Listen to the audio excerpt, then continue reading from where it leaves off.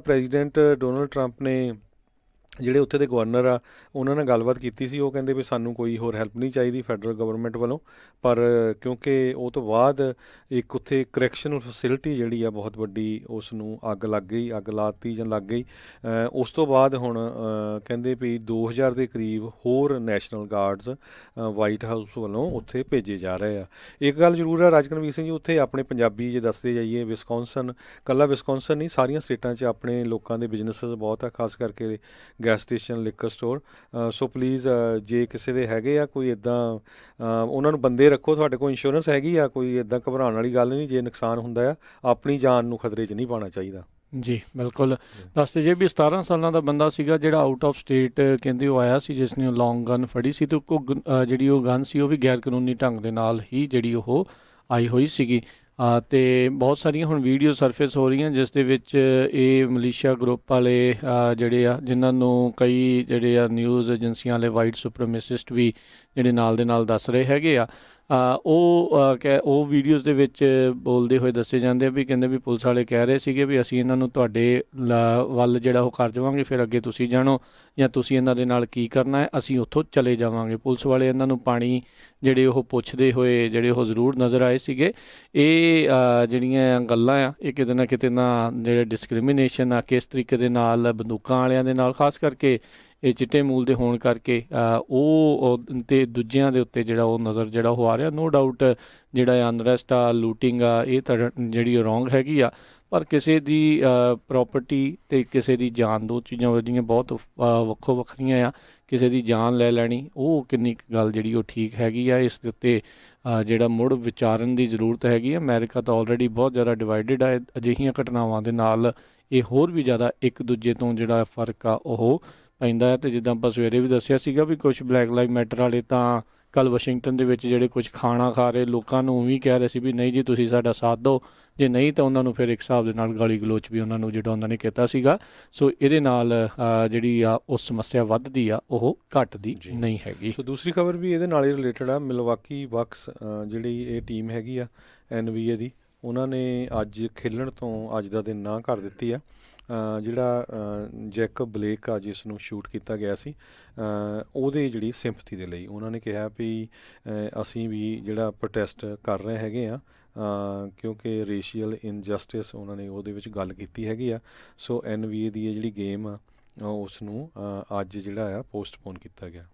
ਜੀ ਅਤੇ ਪੁਲਿਸ ਵਾਲੇ ਦਾ ਵੀ ਕਹਿੰਦੇ ਆ ਕੁਛ ਜਿਹੜਾ ਹੁਣ ਪਤਾ ਜਿਹੜਾ ਲੱਗਾ ਹੈਗਾ, ਜਿਸ ਦੇ ਵਿੱਚ ਕਿਹਾ ਜਾ ਰਿਹਾ ਵੀ ਜਿਸ ਨੇ ਇਹ ਗੋਲੀਆਂ ਚਲਾਈਆਂ ਸੀ, 2 ਪੁਲਿਸ ਵਾਲੇ ਸੀਗੇ, ਪਰ ਜਿਹੜੀ ਗੋਲੀ ਚਲਾਉਣ ਵਾਲਾ ਇੱਕ ਹੀ ਜਿਹੜਾ ਉਹ ਪੁਲਿਸ ਵਾਲਾ ਸੀਗਾ ਜਿਸ ਨੇ ਇਹ ਗੋਲੀ ਜਿਹੜੀ ਉਹ ਚਲਾਈ ਸੀਗੀ। ਸੋ ਇਹ ਜਿਹੜੀ ਇਸ ਟਾਈਮ ਸਿਚੁਏਸ਼ਨ ਜਿਹੜੀ ਉਹ ਸਾਹਮਣੇ ਆ ਰਹੀ ਆ। ਪੁਲਿਸ ਅਫਸਰ ਰਸਟੀਨ ਸ਼ੈਸਕੀ ਜਿਹੜਾ ਆ ਉਹ ਇਸ ਦਾ ਨਾਮ ਜਿਹੜਾ ਹੁਣ ਦੱਸਿਆ ਗਿਆ ਹੈਗਾ ਆ। ਅਤੇ ਹਰਜੋਤ ਸਿੰਘ ਜੀ ਜਿੱਦਾਂ ਤੁਸੀਂ ਦੱਸਿਆ ਇਕੱਲਾ ਇੱਕ ਹੀ ਨਹੀਂ, ਅੱਜ ਆਈ ਥਿੰਕ 4-5 ਗੇਮਾਂ ਜਿਹੜੀਆਂ ਉਸ ਦੇ ਵਿੱਚ ਕਈ ਵੱਖ-ਵੱਖ ਜਿਹੜੇ ਬਕਸ ਨੇ ਕੀਤਾ, ਉਹਦੇ ਨਾਲ ਫਿਰ ਬਾਕੀਆਂ ਦੇ ਨੇ ਵੀ ਜਿਹੜਾ ਉਹਨਾਂ ਦੇ ਨਾਲ ਸਾਥ ਦਿੱਤਾ, ਜਿੱਦਾਂ ਬਾਈਕਾਟ ਕੀਤਾ। ਅਤੇ ਬਾਅਦ ਦੇ ਵਿੱਚ ਜਿਹੜਾ NBA ਨੇ ਇਹ ਗੇਮਾਂ ਹੀ ਪੋਸਟਪੋਨ ਕਰ ਦਿੱਤੀਆਂ। ਸੋ ਜਿਹੜੇ NBA ਵਾਲਿਆਂ ਨੇ ਕਿਹਾ ਵੀ ਗੇਮਾਂ ਪੋਸਟਪੋਨ ਹੋਈਆਂ। ਜਿਹੜੇ ਕੁਛ ਪਲੇਅਰ ਜਿਨ੍ਹਾਂ 'ਚ ਲਬਰੋਨ ਜੇਮਸ ਜਿਹੜਾ ਸੀਗਾ ਉਹਨੇ ਕਿਹਾ ਪੋਸਟਪੋਨ ਨਹੀਂ, ਅਸੀਂ ਬਾਈਕਾਟ ਜਿਹੜੀਆਂ ਗੇਮਾਂ ਦਾ ਇਹ ਕੀਤਾ ਆ। ਸੋ ਹੁਣ ਪ੍ਰੋਟੈਸਟ ਜਿਹੜਾ ਹੈ ਇਹ ਵੱਖ-ਵੱਖ ਤਰੀਕੇ ਦੇ ਨਾਲ ਜਿਹੜਾ ਉਹ ਦੇਖ ਰਹੇ ਆ। ਅਤੇ ਆਈ ਥਿੰਕ NBA ਦੇ ਵਿੱਚ ਸਭ ਤੋਂ ਜ਼ਿਆਦਾ ਇੱਦਾਂ ਦੇ ਪ੍ਰੋਟੈਸਟ ਜਿਹੜੇ ਆ ਉਹ ਦੇਖੇ ਜਾ ਰਹੇ ਨੇ ਪਹਿਲੇ ਕਾਫੀ ਚਿਰ ਤੋਂ। ਅਤੇ ਹੁਣ ਫੁੱਟਬਾਲ ਦਾ ਸੀਜ਼ਨ ਵੀ ਸ਼ੁਰੂ ਹੋਣ ਵਾਲਾ ਆ, ਉੱਥੇ ਵੀ ਦੇਖਣ ਵਾਲੀ ਗੱਲ ਰਹੂਗੀ ਵੀ ਕੀ ਇੱਦਾਂ ਦੇ ਕੁਛ ਪ੍ਰੋਟੈਸਟ ਆ ਉਹ ਦੇਖਣ ਨੂੰ ਮਿਲ ਸਕਦੇ ਨੇ, ਹੋਣਗੇ ਕਿੱਦਾਂ ਦੇ ਜਿਹੜੇ ਉਹ ਹੋਣਗੇ। ਇਹ ਇੱਕ ਕਾਫੀ ਵੱਡੀ ਜਿਹੜੀ ਇਸ ਟਾਈਮ ਚਰਚਾ ਆ ਉਸ ਦੇ ਸਾਹਮਣੇ ਜਿਹੜੇ ਉਹ ਆਊਗੀ। ਉੱਧਰ ਜਿਹੜੀ ਹਰਜੋਤ ਸਿੰਘ ਜੀ ਦੱਸਦੇ ਜੀ ਰਿਪਬਲਿਕਨ ਨੈਸ਼ਨਲ ਕਨਵੈਨਸ਼ਨ ਜਿਹੜੀ ਆ ਉਹ ਚੱਲ ਰਹੀ ਹੈਗੀ ਆ। ਅੱਜ ਜਿਹੜੇ ਆ ਉਪ ਰਾਸ਼ਟਰਪਤੀ ਮਾਈਕ ਪੈਂਸ ਜਿਹੜੇ ਆ ਉਹ ਬੋਲਣਗੇ ਅਖੀਰ ਦੇ ਵਿੱਚ, ਉਹਨਾਂ ਨੇ ਕਲੋਜ਼ ਕਰਨਾ ਆ ਅੱਜ ਦਾ ਜਿਹੜਾ ਉਹ ਦਿਨ। ਇਸ ਦੇ ਨਾਲ ਕੈਰਨ ਪੈਂਸ ਜਿਹੜੇ ਆ ਉਹਨਾਂ ਨੇ ਵੀ ਇਸ ਦੇ ਵਿੱਚ ਭਾਸ਼ਣ ਦੇਣਾ ਆ। ਲਾਰਾ ਟਰੰਪ ਉਹ ਬੋਲਣਗੇ। ਕੈਲੀਅਨ ਕਾਨਵੇ ਜਿਹੜੇ ਕਿ ਹੁਣ ਵਾਈਟ ਹਾਊਸ ਨੂੰ ਛੱਡ ਕੇ ਆਪਣੇ ਜਿਹੜੇ ਪਰਿਵਾਰ ਦੇ ਲਈ ਜਿਹੜਾ ਉਹ ਜਿਹੜਾ ਕਹਿੰਦੇ ਵੀ ਸਮਾਂ ਆ ਉਹ ਦੇਣਗੇ। ਇਸ ਜਿਹੜੇ ਅੱਜ ਦੀ ਕਨਵੈਨਸ਼ਨ ਦੇ ਦਿਨ ਜਿਹੜੇ ਉਹ ਬੋਲਣ ਜਾ ਰਹੇ ਹੈਗੇ ਆ। ਕੱਲ੍ਹ ਪੈਮ ਬੌਂਡੀ ਜਿਹੜੀ ਉਹ ਬੋਲ ਤਾਂ ਰਹੀ ਸੀਗੀ ਵੀ ਨੈਪੋਟਿਜ਼ਮ ਜਿਹੜਾ ਡੈਮੋਕ੍ਰੇਟਸ ਨੇ ਫੈਲਾਇਆ, ਅਤੇ ਕਹਿੰਦੇ ਵੀ ਉਹਨਾਂ ਤੋਂ ਬਾਅਦ 'ਚ 3 ਜਿਹੜੇ ਬੋਲਣ ਵਾਲੇ ਆ ਉਹ ਟਰੰਪ ਪਰਿਵਾਰ ਦੇ ਸੀਗੇ। ਸੋ ਕਿਤੇ ਨਾ ਕਿਤੇ ਸ਼ਾਇਦ ਕਹਿੰਦੇ ਵੀ ਉਹ ਚੀਜ਼ ਨੂੰ ਮਿਸ ਕਰ ਗਏ ਵੀ ਉਹਨਾਂ ਦੇ ਆਪਣੀ ਕਨਵੈਨਸ਼ਨ ਦੇ ਵਿੱਚ ਵੀ ਉਹੀ ਕੁਛ ਨਾਲ ਦੇ ਨਾਲ ਦੇਖਣ ਨੂੰ ਮਿਲ ਰਿਹਾ। ਤਕਰੀਬਨ ਟਰੰਪ ਪਰਿਵਾਰ ਦੇ ਸਾਰੇ ਜੀਆਂ ਨੇ ਜਿਹੜਾ ਇਸ ਕਨਵੈਨਸ਼ਨ ਦੇ ਵਿੱਚ ਉਹ ਬੋਲਿਆ ਹੈਗਾ ਆ। ਸੋ ਬਿਲਕੁਲ ਕੱਲ੍ਹ ਪ੍ਰੈਜ਼ੀਡੈਂਟ ਡੋਨਲਡ ਟਰੰਪ ਦੀ ਜਿਹੜੀ ਵਾਈਫ ਆ ਮਲਾਨੀਆ ਟਰੰਪ ਉਹ ਬੋਲੀ। ਸੋ ਕਹਿੰਦੇ ਉਹਨਾਂ ਦਾ ਭਾਸ਼ਣ ਕਾਫੀ ਵਧੀਆ ਸੀ, ਟੋਟਲੀ ਡਿਫਰੈਂਟ ਉਹਨਾਂ ਨੇ ਰੱਖਿਆ, ਕਿਸੇ ਤਰ੍ਹਾਂ ਦੇ ਨਾਲ ਡੈਮੋਕ੍ਰੇਟਸ ਨੂੰ ਜਾਂ ਹੋਰ ਈਵਨ ਮੀਡੀਆ ਨੂੰ ਵੀ ਕ੍ਰਿਟੀਸਾਈਜ਼ ਨਹੀਂ ਕੀਤਾ। ਪਹਿਲੀ ਵਾਰੀ ਉਹਨਾਂ ਨੇ ਮੰਨਿਆ ਵੀ ਜਿਹੜਾ ਇਹ ਪੈਨਡੈਮਿਕ ਆ ਇਸ ਨੇ ਬਹੁਤ ਬੁਰਾ ਹਾਲ ਕੀਤਾ ਅਤੇ ਜਿਹੜੇ ਲੋਕ ਮਾਰੇ ਗਏ ਆ ਉਹਨਾਂ ਦੇ ਨਾਲ ਸਿੰਪਥੀ ਜਿਹੜੀ ਆ ਜ਼ਾਹਰ ਕੀਤੀ ਆ। ਸੋ ਜਦੋਂ ਨੰਬਰ ਗੇਮ ਬਣ ਜਾਏ, ਕਹਿੰਦੇ ਵੀ ਇਕੱਲੇ ਮੰਗਲਵਾਰ ਨੂੰ ਜੇ USA ਦੇ ਵਿੱਚ ਦੇਖਿਆ ਜਾਵੇ 1200 ਲੋਕਾਂ ਦੀ ਮੌਤ ਹੋਈ ਆ ਕਰੋਨਾ ਵਾਇਰਸ ਨਾਲ ਇੱਕ ਦਿਨ ਦੇ ਵਿੱਚ। ਹੁਣ ਤੱਕ 1,80,000 ਲੋਕਾਂ ਦੀ ਮੌਤ ਹੋ ਚੁੱਕੀ ਆ। ਹੁਣ ਇਹ ਆਮ ਅਮਰੀਕਾ ਲਈ ਆਮ ਜਿਹੀ ਗੱਲ ਬਣ ਗਈ ਆ ਵੀ ਜੇ ਮਰ ਗਿਆ ਤਾਂ ਮਰ ਗਿਆ। ਸੋ ਨਹੀਂ ਤਾਂ ਤੁਸੀਂ ਦੇਖੋ ਵੀ ਜੇ 1200 ਬੰਦਾ ਇੱਕ ਦਿਨ 'ਚ ਕਿਸੇ ਮੁਲਕ 'ਚ ਮਰਦਾ ਹੋਵੇ ਤਾਂ ਪੂਰੀ ਹਾਹਾਕਾਰ ਜਿਹੜੀ ਆ ਉਹ ਮਚਣੀ ਚਾਹੀਦੀ ਆ। ਪਰ ਮੈਨੂੰ ਲੱਗਦਾ ਵੀ ਪੋਲੀਟੀਸ਼ੀਅਨਾਂ ਨੇ ਤਾਂ ਇਗਨੋਰ ਕਰਨਾ ਹੀ ਸੀ, ਆਮ ਲੋਕ ਵੀ ਜਿਹੜੇ ਆ ਇਗਨੋਰ ਕਰ ਰਹੇ ਆ, ਅਤੇ ਸਿਰਫ ਜਿਨ੍ਹਾਂ ਦੇ ਘਰਾਂ 'ਤੇ ਵਾਪਰ ਰਹੀ ਆ ਉਹਨਾਂ ਤੱਕ ਹੀ ਇਹ ਸੀਮਤ ਹੈਗੀ ਆ।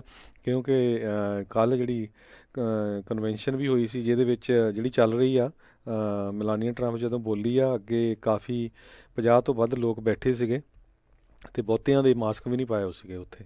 ਜੀ ਜੀ ਬਿਲਕੁਲ। ਅਤੇ ਆਪਾਂ ਦੇਖ ਹੀ ਰਹੇ ਹਾਂ ਵੀ ਕਿਸ ਤਰੀਕੇ ਦੇ ਨਾਲ ਜਿਹੜਾ ਇਸ ਨੂੰ ਪੇਸ਼ ਕੀਤਾ ਜਾ ਰਿਹਾ, ਇਹ ਵੀ ਇੱਕ ਡਿਵਾਈਡਿੰਗ ਫੈਕਟਰ ਜਿਹੜਾ ਬਣ ਰਿਹਾ। ਲੋਕ ਜਿਹੜੇ ਉਹਨਾਂ ਦੇ ਆਪਣੇ ਆਂਢੀ ਗੁਆਂਢੀ ਜਿਹੜੇ ਉਹ ਮਰ ਰਹੇ ਨੇ। ਹਰਜੋਤ ਸਿੰਘ ਜੀ, ਕੁਛ ਗੇਮਸ ਦੇ ਬਾਰੇ ਹੋਰ ਦੱਸਦੇ ਜਾਈਏ। ਇਕੱਲਾ ਇਹ ਹੁਣ ਬਾਸਕਟਬਾਲ ਤੱਕ ਨਹੀਂ, ਬੇਸਬਾਲ ਦੀਆਂ ਵੀ ਕਈ ਗੇਮਾਂ ਕਹਿੰਦੇ ਆ ਉਹ ਉਹਨਾਂ ਨੇ ਬਾਈਕਾਟ ਜਿਹੜਾ ਕੀਤਾ। ਸਿਆਟਲ ਮੈਰੀਨਰਸ ਜਿਨ੍ਹਾਂ ਨੇ ਖੇਲਣਾ ਸੀ ਸੈਨ ਡਿਏਗੋ ਪਾਡਰੇਜ਼ ਦੇ ਨਾਲ, ਉਹਨਾਂ ਦੇ ਨਾਲ ਲਾਸ ਐਂਜਲਸ ਡੋਜਰਸ, ਸੈਨ ਫਰਾਂਸਿਸਕੋ ਜਿਹੜੇ ਆ ਉਹਨਾਂ ਨੇ ਕਹਿੰਦੇ ਅਜੇ ਡਿਸਾਈਡ ਨਹੀਂ ਕੀਤਾ, ਪਰ ਉਹ ਗੇਮ ਜਿਹੜੀ ਆਲਰੇਡੀ ਉਹਨਾਂ ਨੇ ਕਰ ਦਿੱਤੀ ਹੈ। ਉੱਧਰ ਜਿਹੜੀ ਵੂਮਨ NBA ਆ ਨੈਸ਼ਨਲ ਬਾਸਕਟਬਾਲ ਐਸੋਸੀਏਸ਼ਨ, ਉਹਨਾਂ ਦੇ ਵੀ ਸਾਰੀਆਂ ਹੀ ਟੀਮਾਂ ਨੇ ਅੱਜ ਇੱਕ ਪ੍ਰੋਟੈਸਟ ਦੇ ਵਜੋਂ ਪੁਲਿਸ ਬਰੂਟੈਲਿਟੀ ਦੇ ਖਿਲਾਫ ਜਿਹੜੀਆਂ ਆਪਣੀਆਂ ਗੇਮਾਂ ਆ ਉਹਨਾਂ 'ਚੋਂ ਆਪਟ ਆਊਟ ਜਿਹੜਾ ਉਹ ਕਰ ਦਿੱਤਾ ਹੈਗਾ ਆ। ਸੋ ਇਹ ਜਿਹੜਾ ਹਰਜੋਤ ਸਿੰਘ ਜੀ, ਇੱਕ ਹੋਰ ਗੱਲ ਹੁਣ ਸਾਹਮਣੇ ਜਿਹੜੀ ਆ ਰਹੀ ਹੈ, ਜਿਹੜਾ ਕਾਇਲ ਰਿਟਨਹਾਊਸ ਜਿਸ ਨੇ 2 ਜਣਿਆਂ ਦੇ ਉੱਤੇ ਗੋਲੀ ਚਲਾ ਕੇ ਮਾਰਿਆ ਹੈ, ਕਹਿੰਦੇ ਵੀ ਜਿਹਨੇ ਇਲੀਗਲੀ AR-15 ਰਾਈਫਲ ਜਿਹੜੀ ਓਬਟੇਨ ਕੀਤੀ ਸੀ, ਉਹ ਜਿਹੜੇ ਕੁਛ ਸਮਾਂ ਪਹਿਲਾਂ ਰਾਸ਼ਟਰਪਤੀ ਟਰੰਪ ਹੋਣਾ ਦੀ ਇੱਕ ਰੈਲੀ ਦੇ ਵਿੱਚ ਵੀ ਉੱਥੇ ਉਸ ਨੂੰ ਦੇਖਿਆ ਗਿਆ ਸੀ। ਹੁਣ ਕਿਉਂਕਿ ਸਾਰੇ ਜਣੇ ਲੋਕ ਤਾਂ ਅੱਜ ਕੱਲ੍ਹ ਇੰਟਰਨੈਟ ਦੇ ਉੱਤੇ ਰਹਿੰਦੇ ਨੇ, ਸੋ ਤਸਵੀਰਾਂ ਅਤੇ ਉਹ ਸਾਰੀਆਂ ਚੀਜ਼ਾਂ ਜਿਹੜੀਆਂ ਉਹ ਇੱਕ ਦੂਜੇ ਦੀਆਂ ਉਹ ਜਿਹੜੀਆਂ ਨਸ਼ਰ ਉਹ ਕਰਨੀਆਂ ਉਹਨਾਂ ਨੇ ਸ਼ੁਰੂ ਕੀਤੀਆਂ ਹੋਈਆਂ ਆ। ਸੋ RNC ਦੀ ਆਪਾਂ ਗੱਲ ਕਰ ਰਹੇ ਸੀ, ਕਹਿੰਦੇ ਵੀ ਮਲਾਨੀਆ ਟਰੰਪ ਨੂੰ ਅਤੇ ਹੋਰ ਬੀਬੀਆਂ ਨੂੰ ਵੀ ਬੁਲਾਉਣ ਦਾ ਮੇਨ ਕਾਰਨ ਇਹੀ ਆ।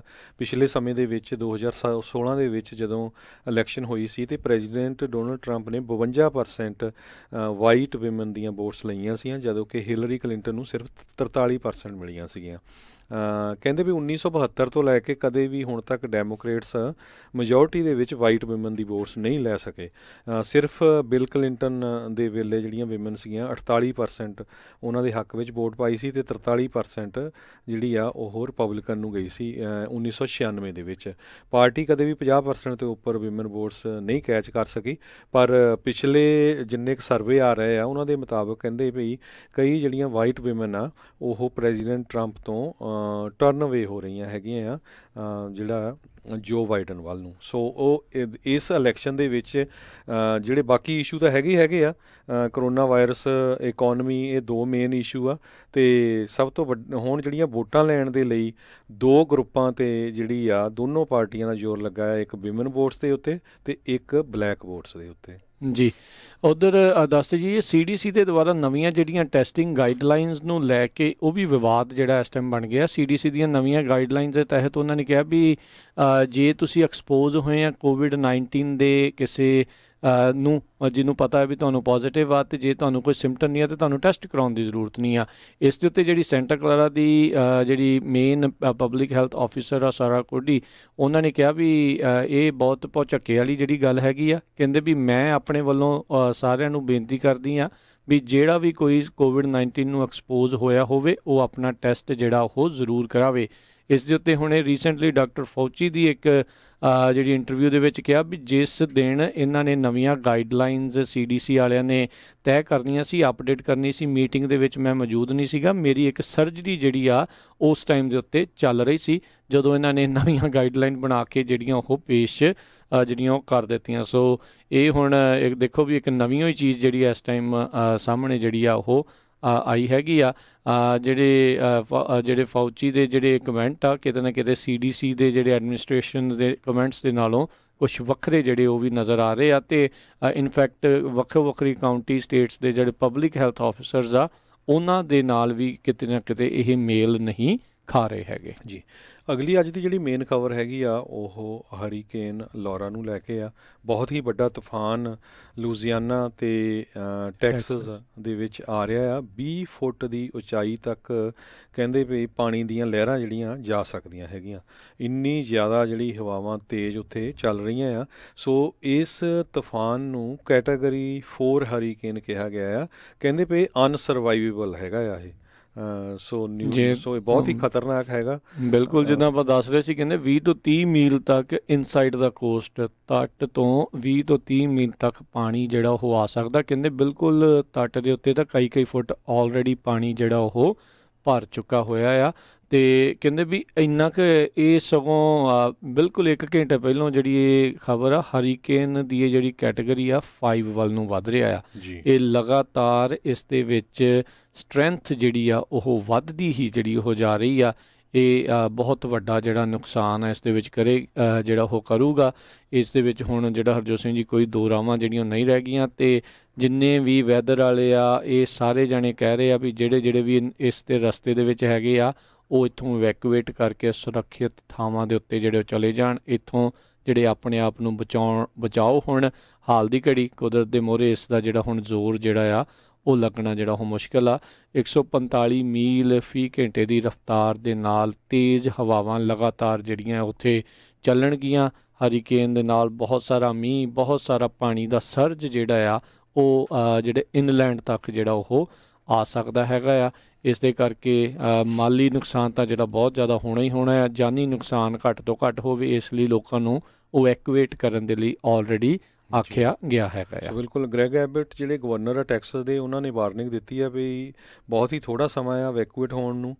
ਲੂਜ਼ੀਆਨਾ ਦੇ ਗਵਰਨਰ ਨੇ ਇਹ ਕਿਹਾ ਵੀ ਇਮੀਡੀਏਟਲੀ ਇਵੈਕੂਏਟ ਹੋ ਜਾਓ। ਜੇ ਤੁਸੀਂ ਲੇਟ ਹੋ ਗਏ ਤਾਂ ਕਹਿੰਦੇ ਪਾਣੀ ਪਹਿਲਾਂ ਆ ਸਕਦਾ ਅਤੇ ਰਸਤੇ ਜਿਹੜੇ ਆ ਉਹ ਕੱਟ ਹੋ ਸਕਦੇ ਹੈਗੇ ਆ।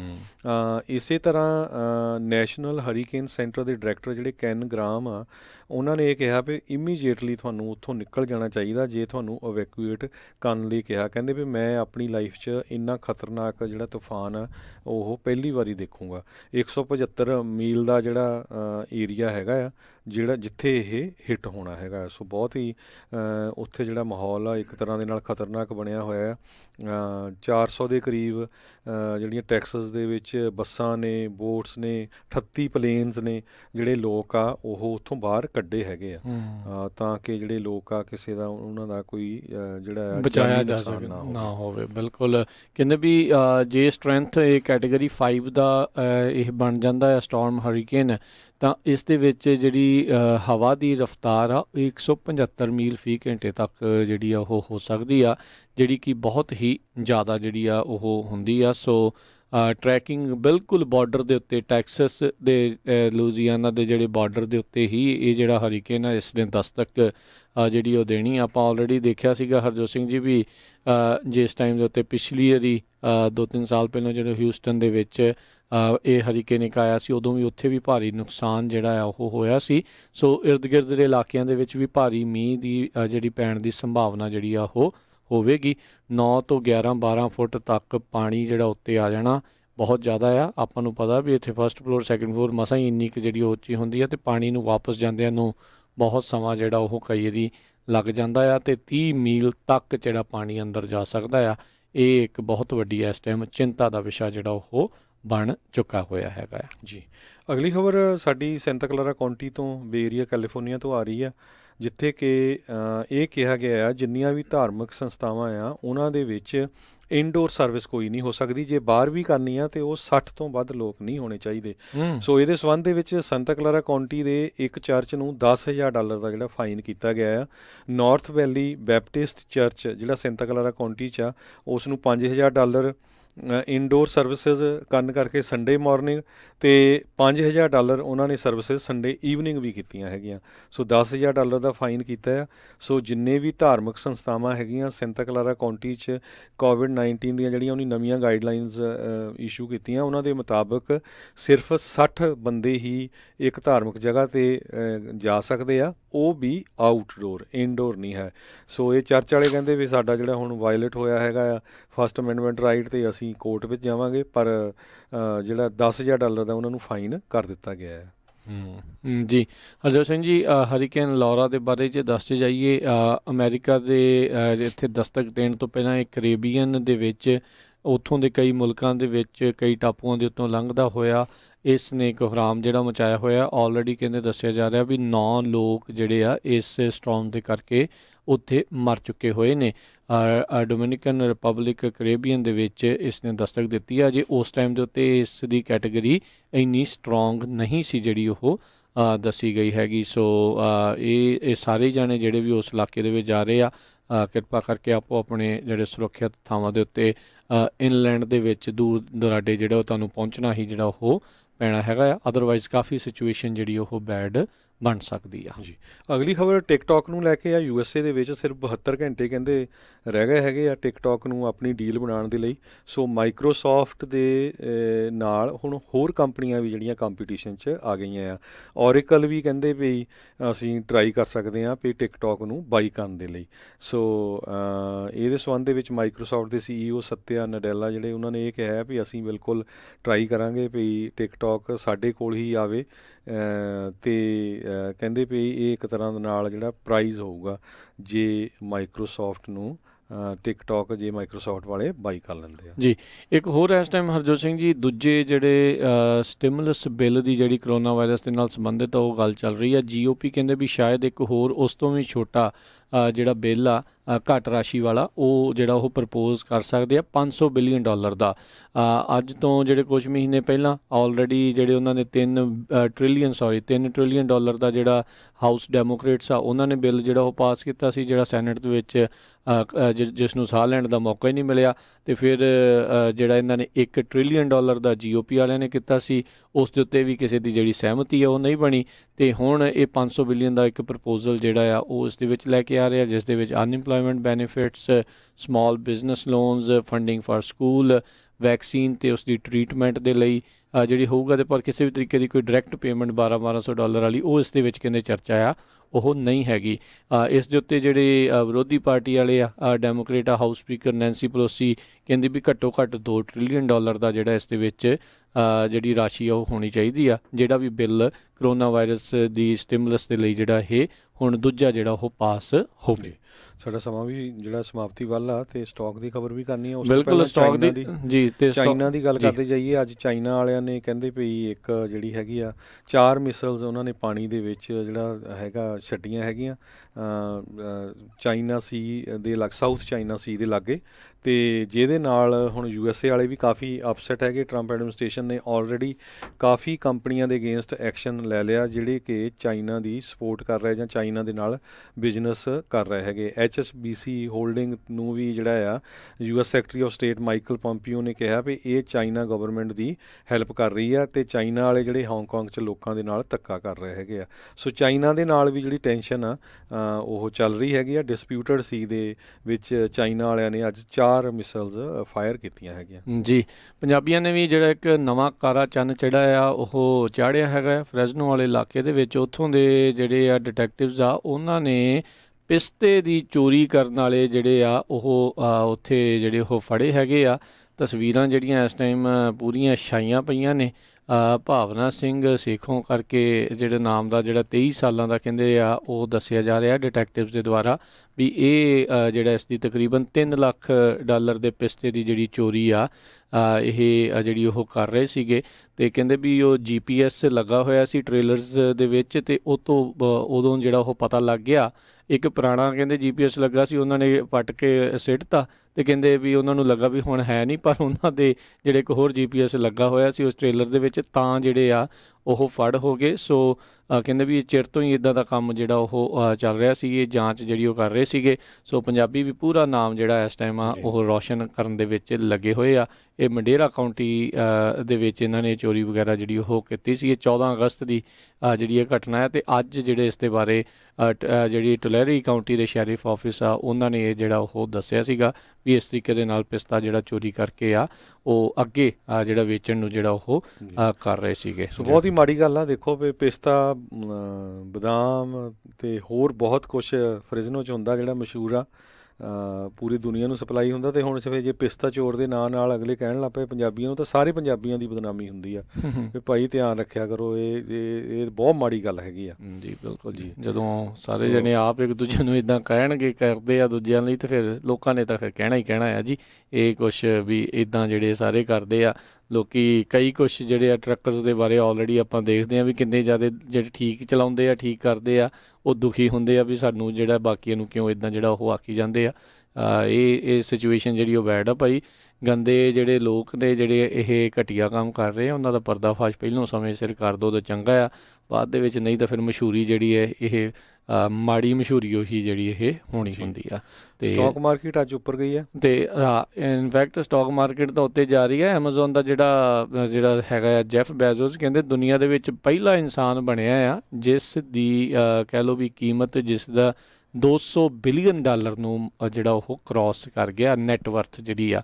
ਇਹ ਪਹਿਲੀ ਦੀ ਇੱਦਾਂ ਕਹਿੰਦੇ ਆ ਵੀ ਉਹ ਦੇਖਣ ਨੂੰ ਮਿਲਿਆ ਆ ਜਿਸ ਦੀ ਕੀਮਤ ਜਿਸ ਦੇ ਕੋਲ $200 ਬਿਲੀਅਨ ਨੂੰ ਜਿਹੜਾ ਉਸਨੇ ਪਾਰ ਕੀਤਾ ਹੈਗਾ। ਇਸੇ ਤਰ੍ਹਾਂ ਇਲੋਨ ਮਸਕ ਜਿਹੜਾ ਆ ਉਹ ਚੌਥਾ ਦੁਨੀਆ ਦਾ ਸਭ ਤੋਂ ਅਮੀਰ ਬੰਦਾ ਹੋ ਗਿਆ। ਉਹਦੇ ਕੋਲ $96 ਬਿਲੀਅਨ ਦੀ ਵਰਥ ਹੈ ਇਸ ਟਾਈਮ ਹੈਗੀ।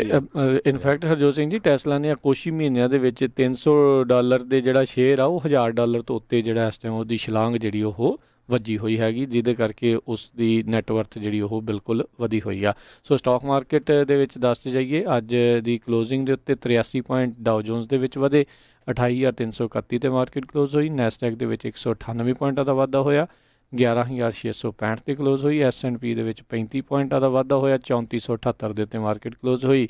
ਤੇ ਉਧਰ ਸੋਨੇ ਦੀ ਕੀਮਤ $1955 ਪ੍ਰਤੀ ਆਉਂਸ ਜਿਹੜੀ ਹੋ ਰਹੀ ਹੈ। ਇੱਕ ਆਉਂਸ 'ਚ ਤਕਰੀਬਨ 28 ਗ੍ਰਾਮ ਹੁੰਦੇ ਨੇ। ਇੱਕ $US ਦੀ ਕੀਮਤ $1.31 ਕੈਨੇਡੀਅਨ ਡਾਲਰ ਦੇ ਬਰਾਬਰ ਰਹੀ ਆ, ਤੇ ਇੱਕ $US ਦੀ ਕੀਮਤ $74.22 ਇੰਡੀਅਨ ਰੂਪੀ ਦੇ ਬਰਾਬਰ ਰਹੀ ਆ ਜੀ। ਤੇ ਇੱਥੇ ਸਾਡਾ ਅੱਜ ਦਾ ਇਹ ਪ੍ਰੋਗਰਾਮ ਹੁਣ ਸਮਾਪਤ ਹੈ। ਮਿਲਦੇ ਅਗਲੀ ਵਾਰ ਤੱਕ ਲਈ ਸਾਰਿਆਂ ਨੂੰ ਪਿਆਰ ਭਰੀ ਸਤਿ ਸ੍ਰੀ ਅਕਾਲ। ਸੁਣਦੇ ਰਹੋ ਪੰਜਾਬੀ ਰੇਡੀਓ USA।